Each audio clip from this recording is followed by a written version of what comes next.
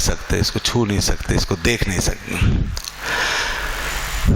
ये एक मुस्तकिल वजूद है। ये अब फलसफा नहीं मानते, ये बात है। आज का साइंटिस्ट नहीं मानता, आज का दहरिया नहीं मानता इस बात को। अल्लाह की किताब साफ बताती है, रूहों का जिक्र करती है, रूह है, रूह है। हदीस तैयबा साफ बताती है रूह है, और वो बाकायदा मौत के वक्त निकलती है, उसको निकाला जाता है, इस रूह को निकाला जाता है, और ये रूह बाकायदा निकल के आलम बाला की तरफ परवास कर। अच्छा, निकलते इसकी परवाज ऊपर होती है, ऊपर लेके जाते हैं इसे फौरन।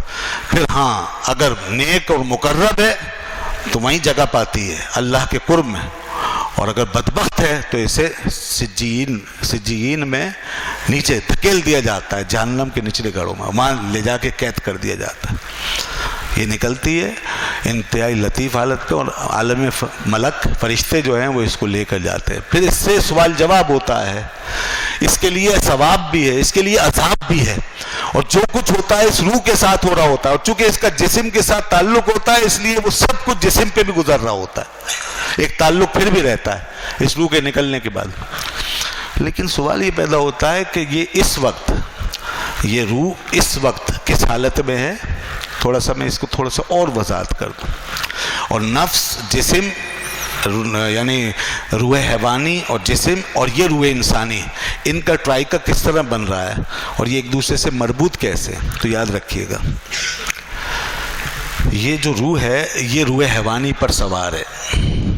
तो आप ये सोच रहे होंगे ना कि इसका काम क्या है, और ये जिस्म तो रूह हैवानी से चल रहा था, रूह इंसानी इसका क्या काम है। तो ये रूह हैवानी पे सवार है, रूह इंसानी रूह हैवानी पे सवार है।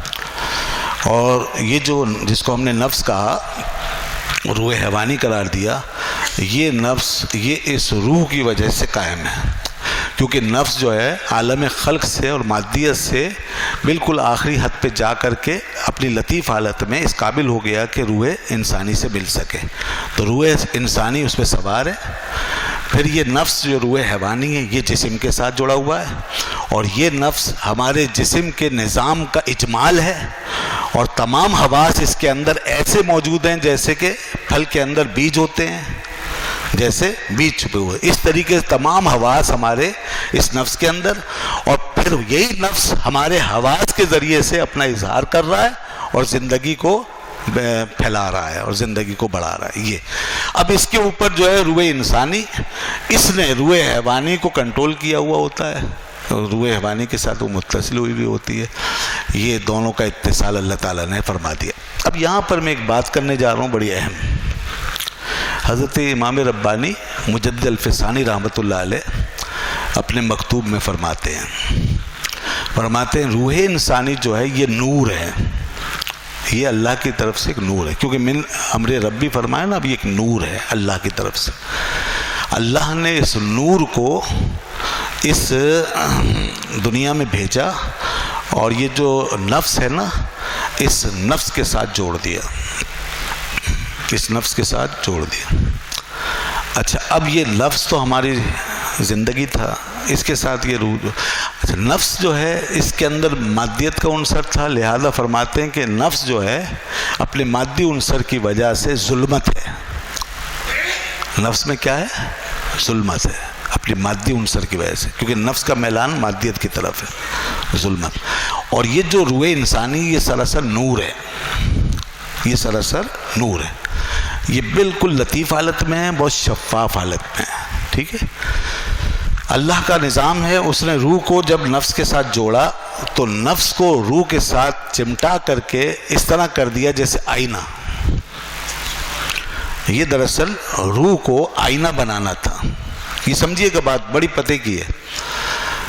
ये रूह को आईना बना दिया। आईना कब बनता है? आईना उस वक्त बनता है जब किसी आईने के पीछे आप वो जो मट्टी और वो मटेरियल, वो जो कसाफत होती है वो मल देते हो, उसे पीछे से बिल्कुल गदला कर देते हो, बिल्कुल गदला कर देते हैं, वो किसी देखने के काबिल नहीं होता वो। तो पीछे से जो आप गदला कर देते हैं तो एक चीज़ वो फिर आईना बन जाता है। तो अल्लाह ने ये चाहा कि रूह आईना बने। اب نفس گدلی چیز ہے، نفس میں مادیت ہے، کثافت ہے، گدلا پن ہے، ٹھیک ہے، کثافت ہے. تو یہ گدلاہٹ اور یہ کثافت یہ روح کے ساتھ آئینے کی طرح جوڑ دی تو روح آئینہ بن گئی. اچھا، اب روح آئینہ اس لیے بنائی گئی ہے، روح کو آئینہ اس لیے بنایا گیا ہے کہ آئینہ جو ہے وہ ایک کام کرتا ہے، ریفلیکٹ کرتا ہے. آئینہ عکس کو ریفلیکٹ کرتا ہے، جس چیز کے سامنے ہوتا ہے اس کو ریفلیکٹ کرتا ہے. ایک چیز کو اپنے اندر عکس بناتا ہے، تصویر بناتا ہے، پھر اسے دکھاتا ہے. ایک چیز کو تصویر بناتا ہے پھر دکھاتا ہے. یہ آئینے کا کام ہے. اللہ یہ چاہتا ہے، اللہ یہ چاہتا ہے کہ اس کے انوار کا ریفلیکشن ہو، اس کے انوار کا ریفلیکشن ہو. اللہ چاہتا ہے کہ اس کا اظہار ہو، اسی لیے اس نے انسان کو پیدا کیا. وہ چاہتا تھا، حدیث قدسی ہے، وہ فرماتا ہے کہ کنت کنزا مخفیا، میں تو چھپا ہوا خزانہ ہوں، میں چھپا ہوا خزانہ تھا. میں نے چاہا فاحببت ان اعرف، میں نے چاہا کہ میں پہچانا جاؤں، جانا جاؤں. بس میں نے فخلقت الخلق، تو میں نے